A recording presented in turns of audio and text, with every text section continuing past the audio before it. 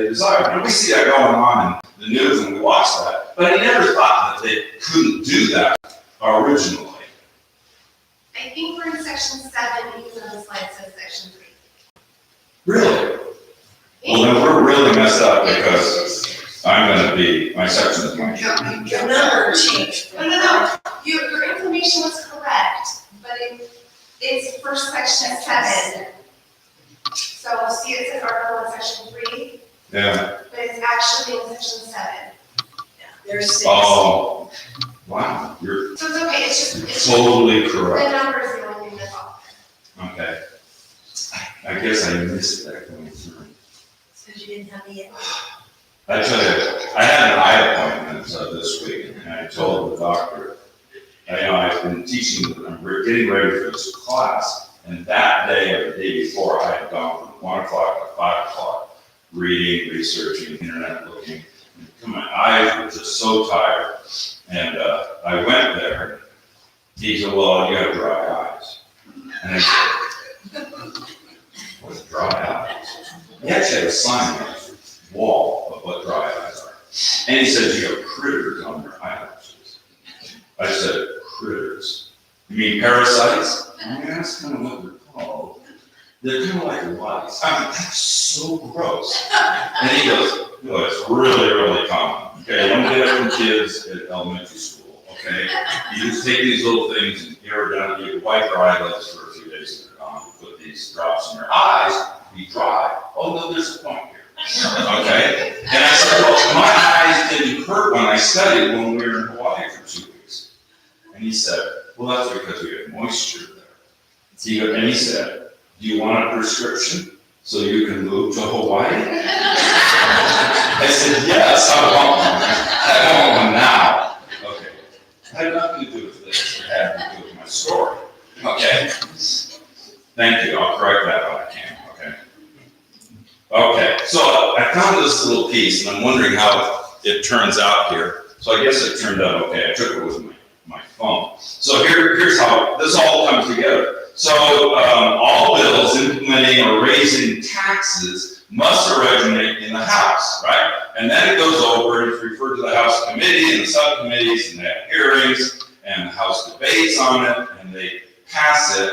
And then, though, the Senate, who can also have committees and look at it and have debates, they got to pass it, all right? So it comes up here, and if they pass it, then if the House approves it and the Senate approves it, it goes over to the president. But if it doesn't, they got to go back and work on it. So before we have the legislature just doing this, but now we've got the Senate and the legislature, so we really throw a little link in there. And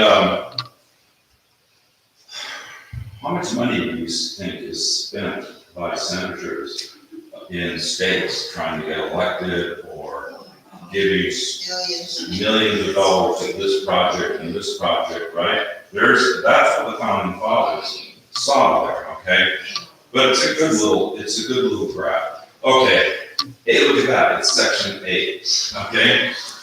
So Article 1, Section 8, Clause 1, and your clauses, you're reading, sometimes there's lines, okay? The states delegates, this Section 8 is what we're going to do now. We're going to go through Clause 1 through 18, the rest of this, okay? And these are the powers that we delegate to Congress for them, okay? So there's a lot of them. And in this one, the Congress shall have powers to lay and collect taxes, okay? Duties, imposts, extra tests, to pay the debts and provide for the common defense and general welfare. General has a small g in the Constitution. Okay, that's not a misspelling. Okay, of the United States. But all duties and imposts and excise shall be, this is key, shall be uniform throughout the United States. Remember that. Okay, uniform. And for the general welfare. I underlined that too. And I should have underlined like common defense. Those are the areas that have been turned over the years around that. So there's just a lot of taxes and things that they have the ability to tax. And why can they tax? Well, part of the reason during the, when they had the, what was the document before, the Confederate, we talked about it last time. Before the Constitution, it was the, piece of paper that they put together after the Revolutionary War, but didn't have any stickiness, right? And the government didn't have any money. Oh, thank you. Articles of Confederation.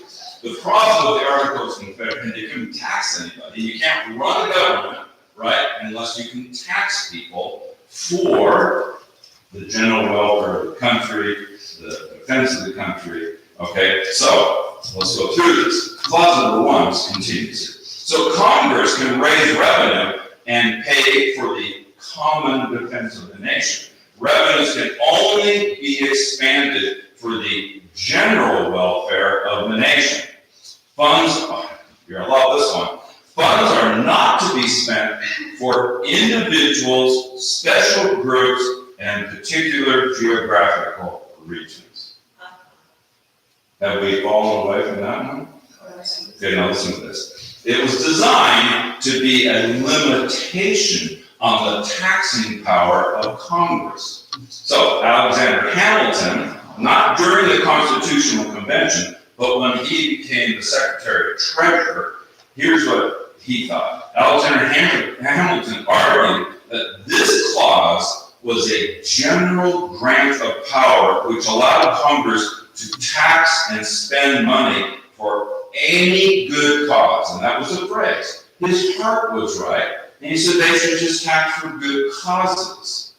And I think he meant well, but what was that quote at the very beginning? The Constitution is only for a moral and religious people. So Alexander Hamilton was a great founding father, but who knew what was going to happen down the road with other people, right? Jefferson and Madison argued it was for the benefit of the nation as a whole and not for special groups. And so Jefferson and Madison killed that concept, and it never got an amendment or changed the Constitution, okay? So there was something called the Butler Act. It was Butler versus the United States. Now this is important. We're going to spend like 3 slides on this because this decision right here has affected the taxation in the U.S., okay? The founders' original intent prevailed until 1936, when the Supreme Court virtually amended the Constitution by a judicial opinion called the Butler versus U.S. case. And here's what it was. In 1933, the Agricultural Adjustment Act, which was imposed, right, by Congress, right, they implemented a processing tax on agricultural commodities for which funds would be redistributed to farmers who promised to reduce their acreage. So we'll give you money if you reduce your acreage because we're trying to level out all this, agricultural land, okay? I don't know if you call it a subsidy today, I think it is, okay? The act intended to solve a crisis in the agricultural commodity crisis, which was causing many farmers to go under. So, okay, let's create this act, and let's get some farmers not to grow as much, and then we'll give them money. Let's try to get in there and figure it out. Okay, so we're going to say the intent was good. Authority to determine which crops would be affected was granted to the Secretary of Agriculture. He decided that one of the crops should be cotton, and Butler received a tax claim because he was one of the receivers for this milling company, okay? That was a cotton processor. So what we have is an administration making decisions of what should be done out there. Well, it went to the Supreme Court. This is very interesting. Can you read it? Oh, that's good. So here's the Supreme Court back then. Now, this is 1936, a couple of years later. I'm going to read the whole thing because it's important. In an opinion written by Justice Roberts, the majority declared the act unconstitutional because it attempted to regulate and control agricultural production.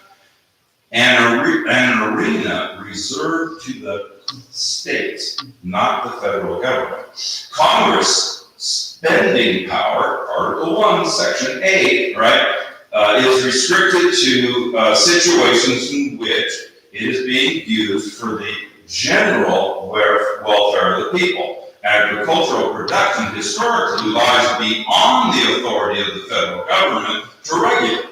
Although Congress does have the power to tax and appropriate funds, in this case, those activities were but means to an unconstitutional end. Good decision, right? That is, Congress was using the spending power as an enforcement mechanism to control activity that was completely within the authority of the states, not the federal government. Thus, the act violated the Constitution. Pat? But when you're reading that wasn't just then. I remember when my husband was farming, they came out with the set aside that they paid farmers not to grow crops, and that's still in existence. And when they talk about people going hungry, if they would release that land and plant it, which is all good farmland, there would be no worry about food. That's right. And if you remember, we quoted as Pat Benson, but he was also Secretary of Agriculture, not just an apostle in the church. He was, during the Eisenhower administration, completely against subsidies because it went against capitalism, free enterprising. It got the government mixed into things. And you can see here how a good cause affects the decision. Now watch what happens. The act is unconstitutional, ruled 6-3 by the Supreme Court. So tax and spend for the general welfare.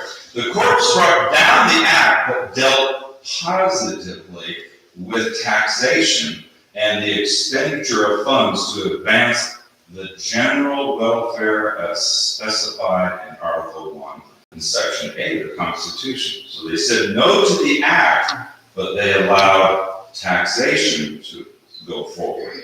This was an expansive interpretation of the spending clause, and that's what this part is. This dictum, right, order from the Supreme Court opened the floodgates to the U.S. Treasury and virtually unlimited spending.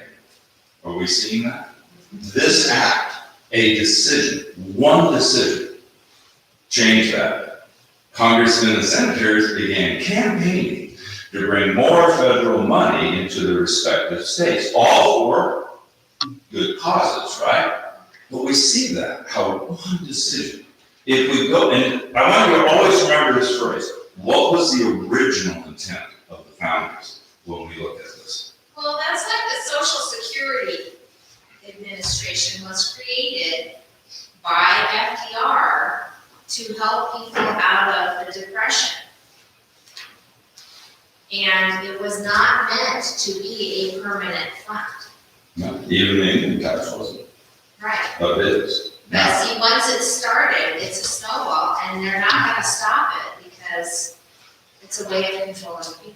Yeah, we come to that point here soon. Okay, so taxes applied uniformly throughout the United States was the intent of the Constitution. The Supreme Court has interpreted this to mean geographically uniformly rather than uniform assessment of individual citizens, so they can pick and choose. Really, the graduated income tax is not uniformly across. A flat tax would be uniform, right? But a graduated one is not. So those that, when you understand these things, what the original intent was, you can see how changes affect things and how things get out of control. Okay, well, this is a great thing now. Okay, this is Lyndon B. Johnson. He said this. I wanted to get the whole thing, so I just cut and pasted it because I wanted to have some substance. He said, we're going to try to take all the money that we think is unnecessarily being spent and take it from the haves and give it to the have-nots. that need it so much. And he's talking about seniors and stuff, but how is he gonna do it? Well, this group makes more than this group, so we'll take money from this group and give it to this group. What do we call that? Well, yeah, where is it? Redistribution of wealth, okay? And again, did we give that power to Congress to do that? No, but it's here, okay? Now, those of my age should know who Milton Friedman is, okay? He's passed away now, but he was a great economist. Here's what he said about increased federal taxation and for the general welfare. He said, it has destroyed equal protection of individual rights, selecting taxing and regulations of business and industry. It destroys state rights by allowing improper federal activities within the states by bringing vast quantities of federal funds in. It increases state taxes collected, providing the matching funds that they need to do. 40 to 50% of our incomes go to government programs, fraud and theft of government funds has become routine. There's some great studies on COVID money that went out, and how much went out and how much actually got out to the right places, and has confused the role of strong local self-government and local restraint on spending. And I'm not being negative against the federal government, because under the Constitution, it's organized just right. But we have to watch and keep our representatives at check on these things. Okay. Article 1, Section 8, Clause 2. Is that one, right? Oh, yeah, it's how long we spend on that one. Okay. Okay. Congress can borrow money. It says to borrow money on the credit of the United States. So they can borrow money. Credit is defined as the trust in one's integrity in money matters and one's ability to fulfill financial obligations. Okay. So there's two factors that damage the credit of credit of the government. See if you've ever heard of these two. Okay, excessive debt and unstable currency due to inflation. When did that happen? Sounds like things. Today, right? Okay, and I think Helene and I were married in 1975, and it was like trying to find a job was crazy. Remember, inflation was skyrocketing, interest rates were skyrocketing, because they were raising interest rates to try to check the inflation and get it under control. Okay, so I'm going to go through this. This is one of my favorites. I hope this works on the internet. The current U.S. debt is about $30 trillion, okay? And in 2021, the interest on the national debt was about $562 billion a year. And some places will show it a little lower, a little higher, but hey, if 10 billion here, what's the difference, right? Who pays that national debt? We do. In the form of what? Taxes. More taxes. Okay, now I hope this works, because sometimes the church internet will block things. Oh, it didn't block it. Oh, it did, because it doesn't want to show it. Well, it's really cool. Okay, it's real time. You maybe looked at it, the U.S. debt clock, and you can go to usdebtclock.org and find it. And it's got the national debt going like this, and it's just going up and up and up and up. And it's got the federal tax revenue going up and up and up and up. And it has the interest debt and everything, if I could. And I would go there. It's very, very interesting to look at. So for perspective, the kids and I were on that site the other day, and we calculated it out divided by the population from the most recent census. And per capita, the debt is about $93,000 per person right now. Per person? Including In children. your whole family? Yes, including children. Yeah, it's crazy. So here, while we've been talking, it's already gone up about $800 million No, $800,000 since we. Like every 10 seconds. Yeah, it's incredible. Okay, so let's get out of this. I wish that would have come across. Okay, so we're back here, right? So what did Thomas Jefferson say? He said this. Is it back up there? We shall all consider ourselves unauthorized to saddle posterity with our debts and morally bound to pay them ourselves, and consequently within what may be deemed the period of a generation or the life expectancy of the majority. So they believe you should be paying your debts off, country-wise, too. He went on to say, and to preserve independence, we must not let our rulers load us up with perpetual debt. We must make our election between economy and liberty, or profusion and servitude. Okay? If I believe, and I do, in constitutional amendments, I would say you have to have a constitutional amendment to balance the budget and pay the debt. Because they're not doing a very good job of it. It just keeps going and going and going.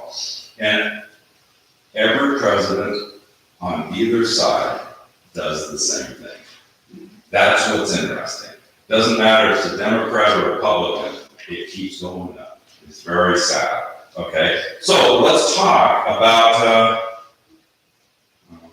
let's see, touch, go. I don't want that one. Okay, you there?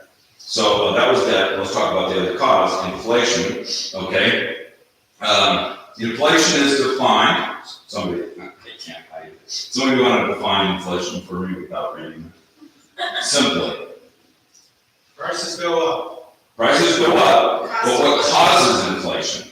The value of the dollar goes down. The value of the dollar goes down, but what causes inflation? Oh, I know. Okay, let's read it. Inflation is defined as the unnatural expansion of the money supply. Okay, so I was trying to teach 4th and 5th grade kids in Wallowa the other day about saving money. And we were talking about something, and one of the kids goes, "Oh, why don't you just make more money?" And I said, "Well, that gets into inflation, and the cost of the dollar goes down, and that's a whole other conversation." But see, that's the thing is, there's a child mentality about the more money that you make or print, the more money you'll have out there.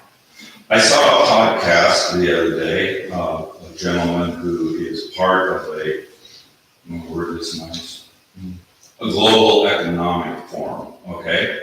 And he said the answer to inflation, this is true, I watched it twice. He said the answer is you just gotta be young and rich, and then it doesn't affect you. So us old people, sorry, you can be rich and old, but it's gonna affect you. Young and rich, okay? I thought that was a little arrogant, okay? All right. Said, Mom, you too have money, you still got checks.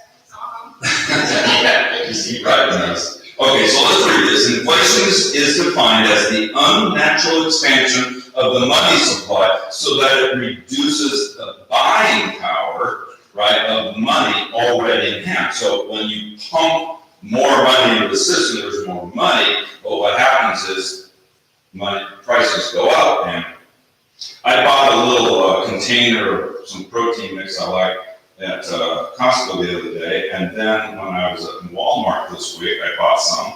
It was amazing. The containers getting smaller for the same brand, but the price is going up. Okay? Ice cream, same one. What's that? Ice cream. Ice cream, yeah. Okay, so when the government suddenly increases the money supply by borrowing and printing great quantities of new money, it is unnatural and unbalancing, which causes inflation. And I put a little the pandemic payments. It's crazy, right? And what's happened? So again, the Supreme Court Butler decision in 1936, this many years later, for the general welfare of the people, we have to put out trillions of dollars See how that's why I wanted to spend some time on that Butler Act, because it's affecting everything that we're doing, okay? Is that okay? It's exciting, I know. Okay, are we doing okay? Am I putting this late? Because we have 22 minutes and 30 slides. We're gonna go faster. But we started 5 or 10 minutes late, right? Okay, I did it last time, I kept on track, okay? Sounds like a congressman, isn't it? Thank you, Pat. We'll take your vote. Remember, Pat, it's your fault, I'm up here. Okay, so now, section 8, clause 3, to date, and it's really cool, I went putting this together, how do we type all this in? Well, I just searched for the Constitution in one of these areas, and then I could cut and paste. It's amazing what we have access to. Okay, to regulate commerce with foreign nations and among the several states and with Indian tribes. It's called Commerce Clause. And so they could put duties on imports, right, to raise revenue. They could put tariffs on foreign imports to protect American workers and goods from cheap labor from overseas. Remember when Trump put tariffs on China and everybody went crazy? But he was trying to protect the United States with that. Inspection, which I think is good, protect from inferior goods and pests.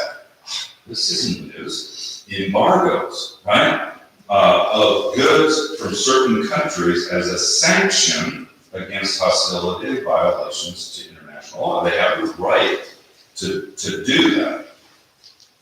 Congress has the right to do that.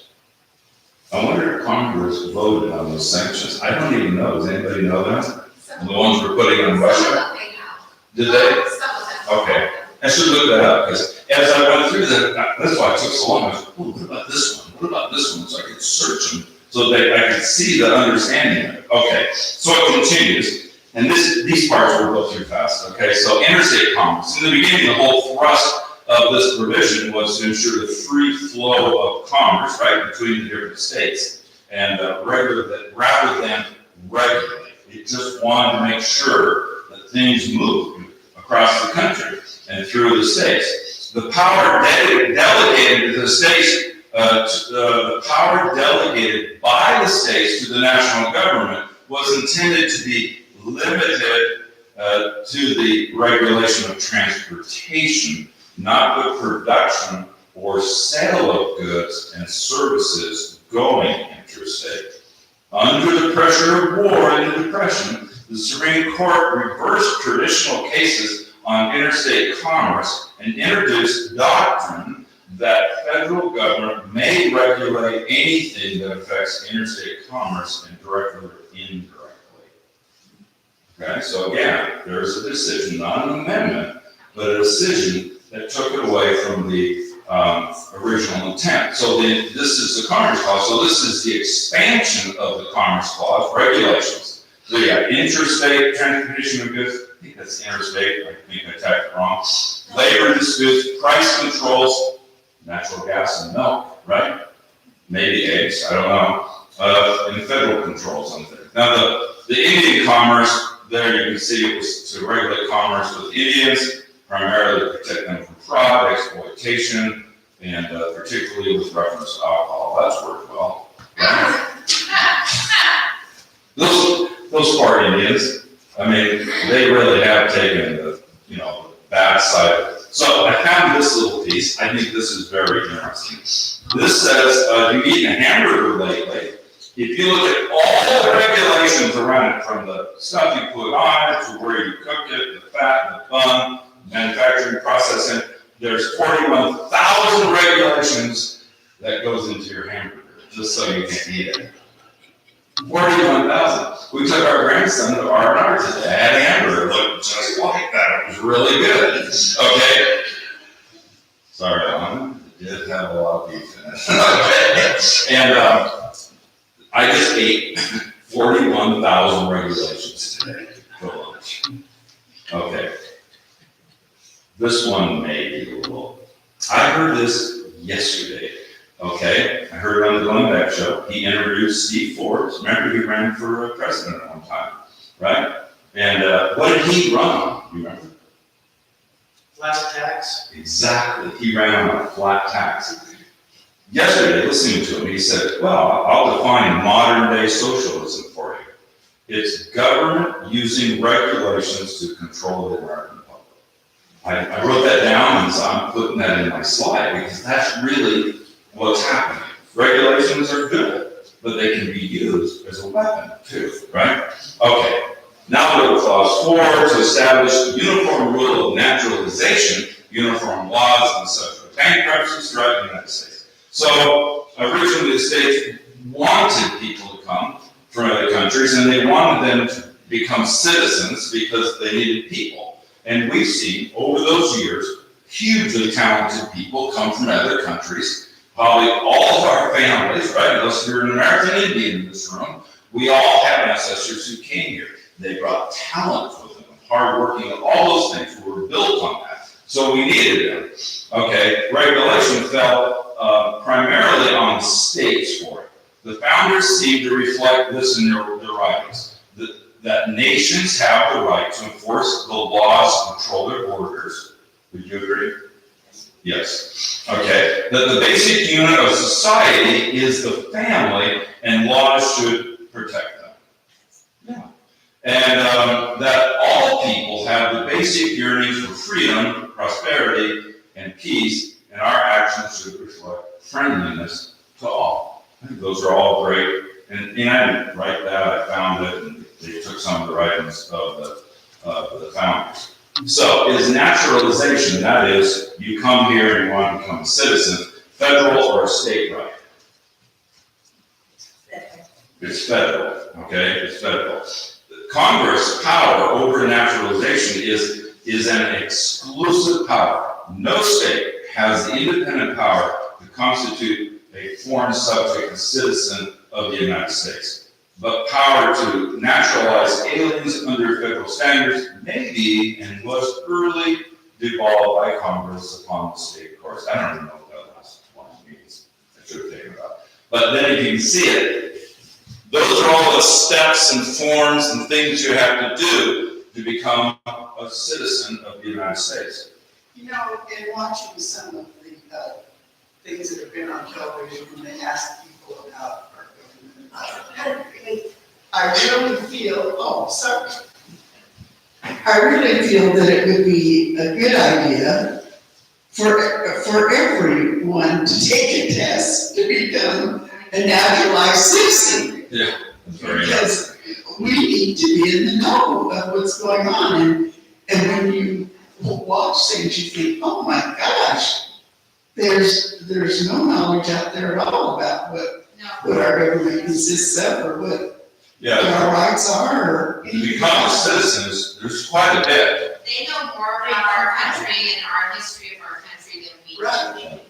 And those that are naturalized, they all say that more Americans just have to go through what they have to. How many people know someone who came, it's alive, that came from another country and moved here and wanted to become a citizen?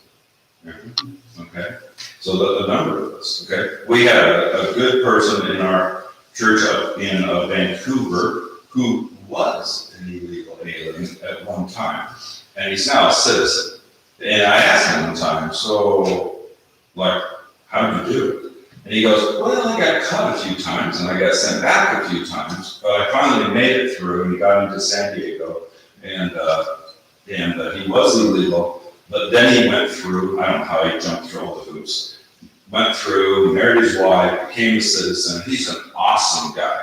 I met another guy one day at the temple in Portland who was the same case. Okay, so we have to look at it and say, we have laws in place. People, why do we have as many people flooding out of the country, or do we have more people flooding in? You know, they're flooding in. I don't blame any of them except, you know, the sex traffickers and drug lords and all those people and terrorists. I don't want them in. But the families that are coming in, do you really blame them? They want out of where they're at. So I think that one thing is we have to have some sympathy for them, but we are a country of laws, right? This is not naturalization, okay? This is what's going on every day. Our government, who has a responsibility to protect our borders, needs to stop this and make immigration a little easier for people to come in and go through it. It's very expensive, it takes a long time. Unless you're an attorney, you don't even know how to jump through the hoops. Why are we not letting people in who want to go through the rights? It would stop all the illegals, all right? That's a whole other subject, but you can see politically it's become a political thing, okay? So, enough of that. Bankruptcies, I'll just say that during the Revolutionary War, during the 7-Year War, the country got totally in debt. The economy was upside down. It created a lot of bankruptcies, and there was an English practice of bankruptcies, and the founders kind of used that general form that you could get out of debt through a bankruptcy. It changed in the 1800s, Act of 1800. Okay, so let's go to this one. This is a good one. Okay, they have the power to coin money, regulate the value thereof, and of foreign coin, and fix the standard weights and measures. This meant gold and silver. Okay, is what it meant. Okay, to regulate the value thereof, originally referred to the value of coins. But in 1913, the management of American money and credit was turned over to a consortium of private banks called the Federal Reserve. Okay, the 10th Amendment states the federal government is only to have these powers expressly granted to it. Therefore, some people would argue, Warren, that the creation of the Federal Reserve itself was a violation of the Constitution. But I'm sure it's gone through the courts, and the Supreme Court probably made many decisions. If you want to know a little history on the Federal Reserve, I put 3 options up here for you. There's if you put this up like the last one, Tyler, someone could stop it and get the link, okay? There's a really good document written by one of the Federal Reserves of like Louisiana or something. It goes through the history of the Federal Reserve, how it works. It's not really pro and it's not really anti. It just gives you a really good kind of like a lesson on the Federal Reserve. If you want to go to the other side and say it's not constitutional, a book was written called The Creature from Jekyll Island. Anybody read that book at all? I should have known that. And it's about this thick. I got partway through it and it just melted in my brain, but it talks about how it all happened. But if you wanted in 25 pages, you could get the Tuttle Twins book on the Creature of Jekyll Island. It is for those 5 to 12 years old, which is probably us when it comes to this subject, and it will condense it down and tell you all about the Federal Reserve. Go ahead. We have a set of those books if anybody wants to borrow them. Yeah, Helene bought the set, and now I gotta buy some more because they have more books out. But they have books on inflation, on the Federal Reserve, on the road to serfdom, and all these things. They're great. Actually, does the Federal Reserve really belong to the federal government? Or is it controlled by certain very strong, powerful? Well, they're a consortium of private banks, so they're not.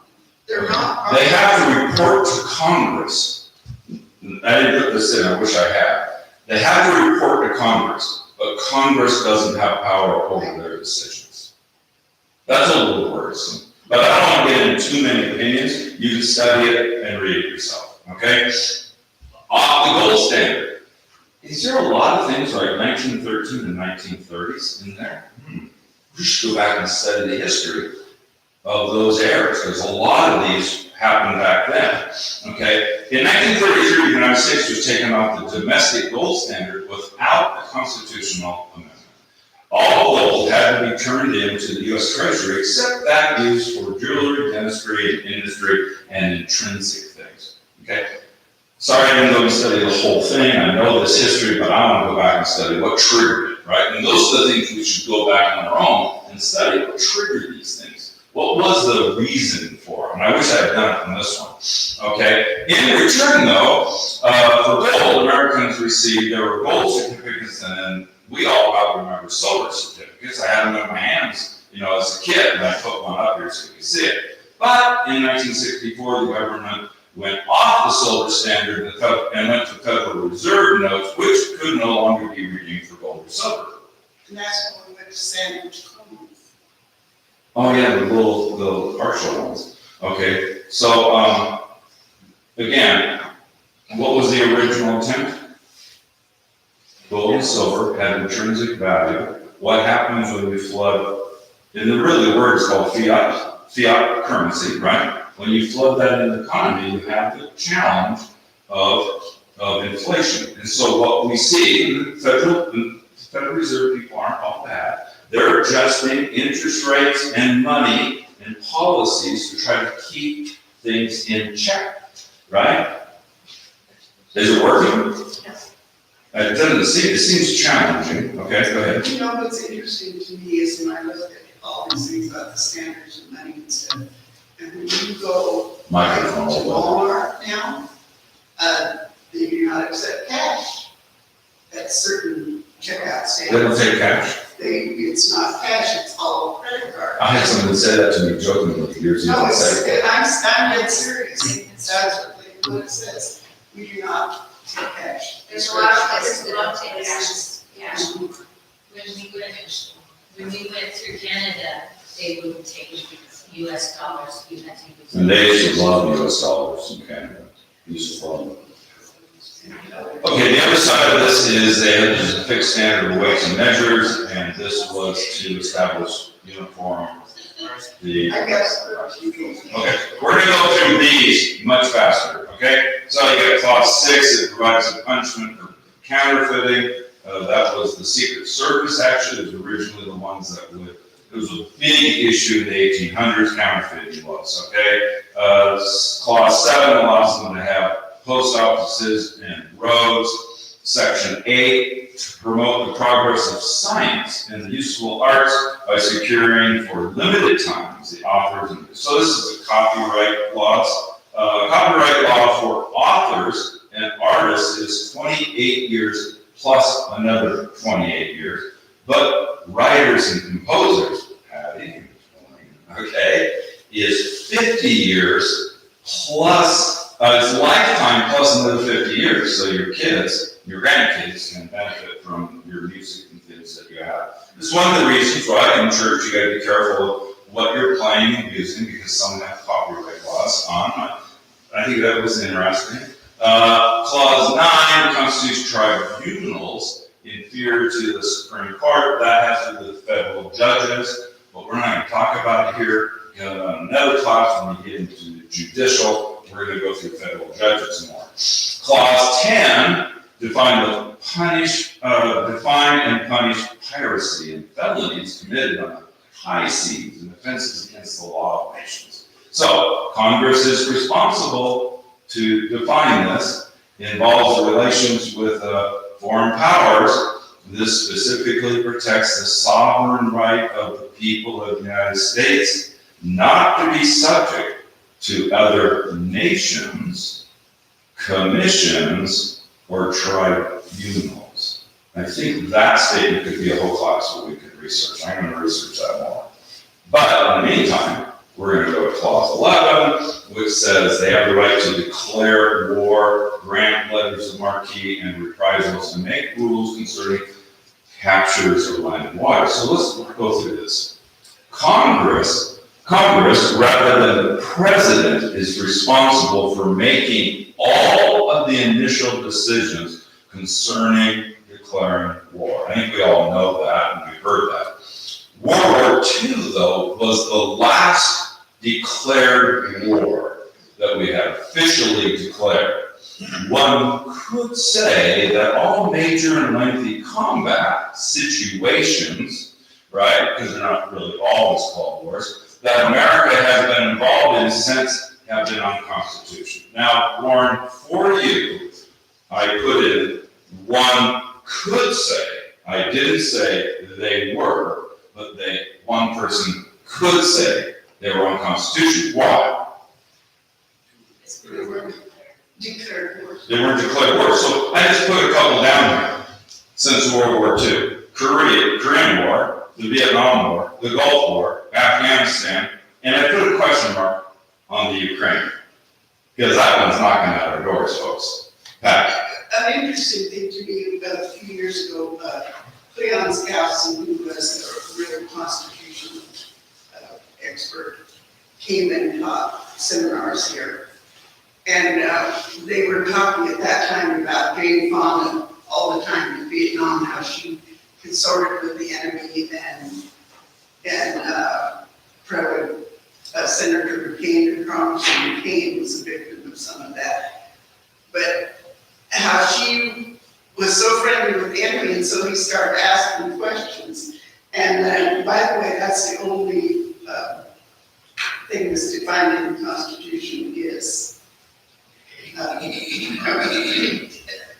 won't read it, but they kept asking us, was she guilty of treason? Right. And he would go over all these points. Yes, she did do that. And did she do this? Yes, she did. And it went through every one of the points, and Jane Fonda was guilty of all of those. And he said, should she have been tried for treason? And we all said yes. And he said there was only one thing that kept her from being, and that was that it was not a declared war.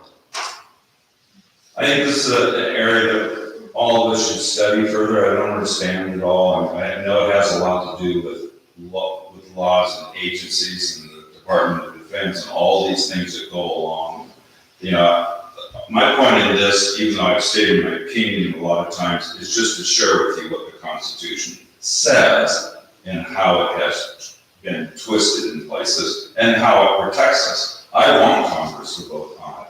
I want our representatives to declare war. I don't want a president because I don't know who's chatting in his ear in the White House, right? Who maybe, I won't go on further.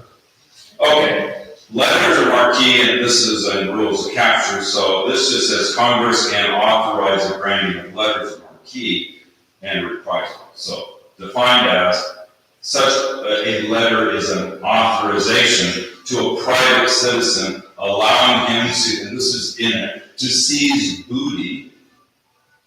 What's booty? That's, you don't want me to go there. Booty is stolen goods, okay, or make arrests as an official of the United States. Congress has the responsibility of establishing these rules and dealing. So it goes into this one, to raise and support army, this is clause 12, but no appropriation of money to that use shall be, this is interesting. They can raise money for an army, but they can't keep the money for longer than 2 years. What I studied on this was to prevent a president from building up a large standing army, okay? We're talking an internal army, during peacetime and using it to seize and hold power permanently by using the army.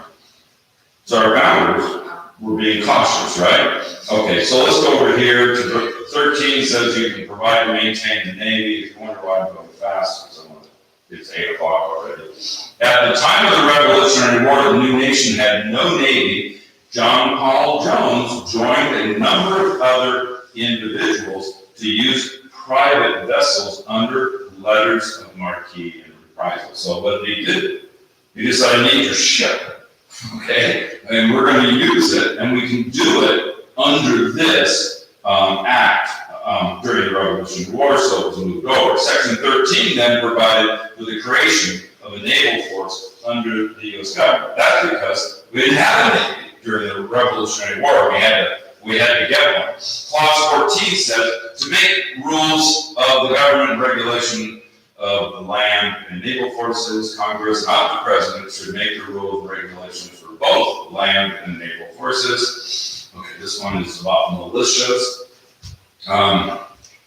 So it provides for the calling forth of the militia to execute the laws of the Union, okay, to suppress insurrections and repel invasions. It's actually pretty interesting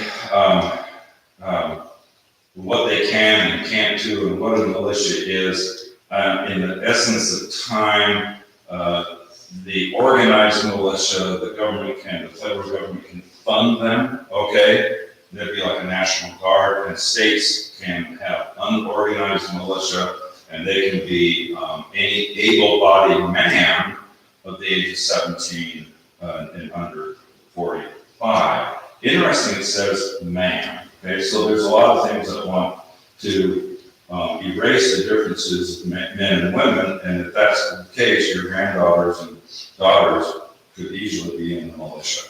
See how all this ties together. Congress can call up the militia for three things: to suppress an insurrection, civil strife, to repel an invasion from a foreign power, and to execute the laws of the United States. Okay, there's a lot I could go through on that. 16, because we're at, we only got a few slides to go. So, this one, yeah, we're gonna talk about all that, okay? It gets long, okay, but this one is interesting, okay? Congress is given the exclusive authority over a 10-mile square area to be designated the seat of government. That's the District of Columbia.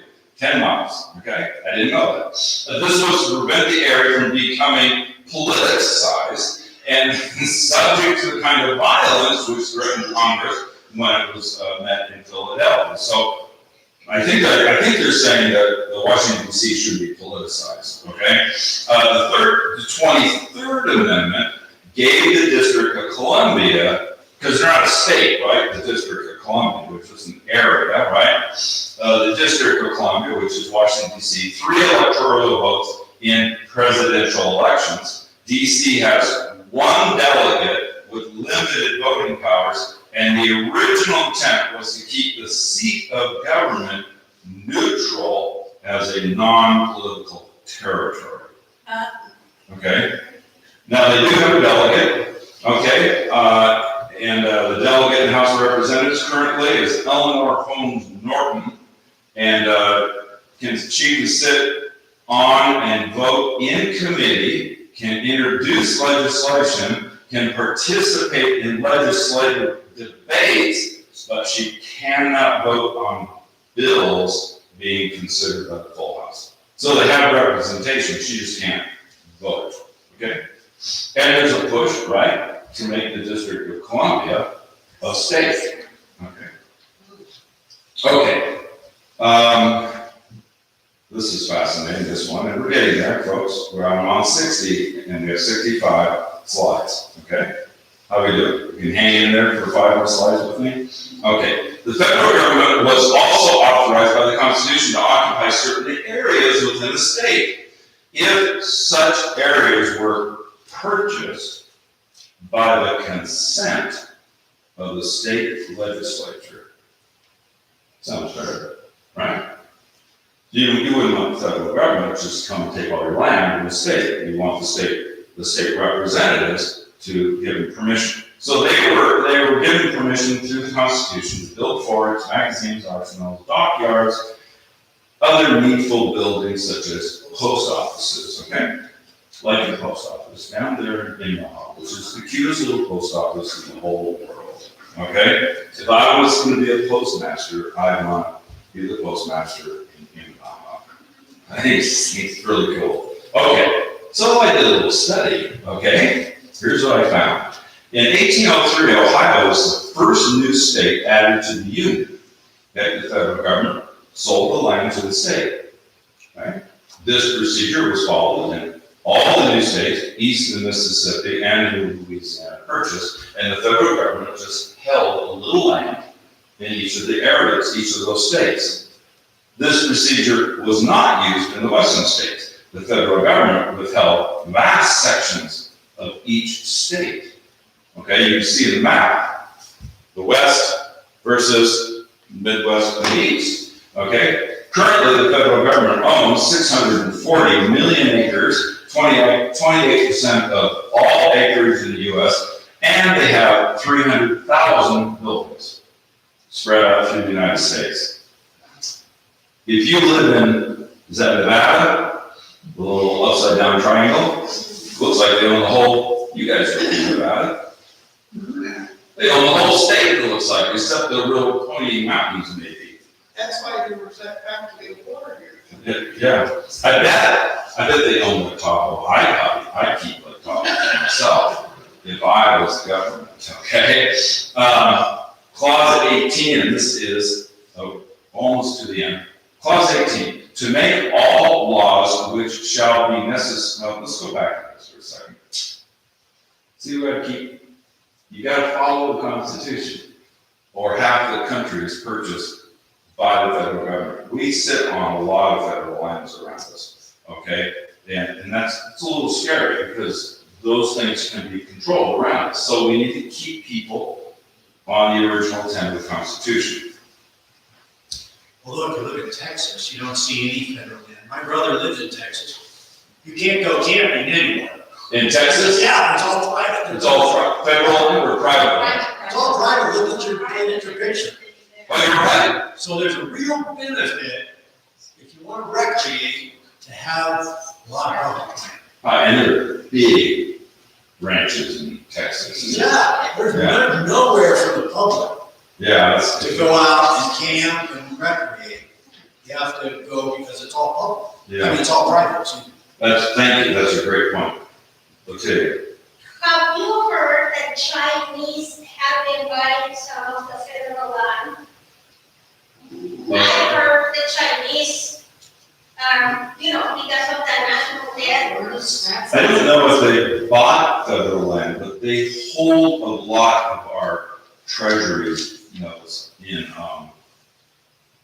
I read through it, but I don't understand it enough. But yeah, they own a whole lot of stuff in the United States, okay? And our greatest debt of foreign countries is China and Japan that holds things for us. So that's another discussion, and I can't speak on it knowledgeable enough. Okay. To make all the laws which shall be necessary and proper for carrying into execution the foreign powers and all other powers vested by the Constitution in the government of the United States or in any department or officer thereof. Okay, what does all that mean? Okay. In order to carry out its responsibility, exercise the powers granted to it, Congress was authorized to do whatever was necessary and proper. Okay? This has been called the elastic clause, okay? Because sometimes it's been used to stretch federal powers beyond the legitimate dimensions of what they were given, okay? The founders specifically said this clause does not add powers to those already enumerated, but merely gives life to the delegated powers, okay? And so I'll do like one more slide. So in my view, after studying all this, it's the interpretation of law that has gotten us kind of where we're at now. And we need to go back and study, as I don't know what to do with the federal government, but personally, what we're doing right here is what we can do. We can do things locally and understand what it's about, so we can make our voice heard when we vote, or when we go to zoning commissions, or city councils, or schools, or any of those things. We should do things locally. We can make an impact locally. I don't know how I'm ever going to do about the federal government, right? So that's just my little opinion, and I'll just conclude with this one that says, back what we started with, our Constitution was made only for immoral and religious people. It is wholly inadequate to the government of any other. We got to hold this country together. The next class, I don't know, Bishop, if you have confirmed this, but Thursday the 19th, 6:30 right here. You see how much information that was, and if you turn to your Constitution, we didn't make very much dent. So this, once a month, this is, if it's okay, if you're enjoying this, this will go on for several times. This is being recorded by Vander here, and then Tyler, if you could also do what you did to the last one. Tyler took the last PowerPoint, and it's a video, it just circulates every 6 minutes, the slides are very easy to see, and then you can pause it on the slide that you want, okay? So, that's on our church's YouTube channel, but like, Lon, I'll just send it to you and Ken, and you can share it with anybody as we go through here, okay? Sorry, I'm 11 minutes over. I always want to keep in check, did I get too opinionated with you, or do you just kind of see where I'm using? Okay. That's a, as a, okay,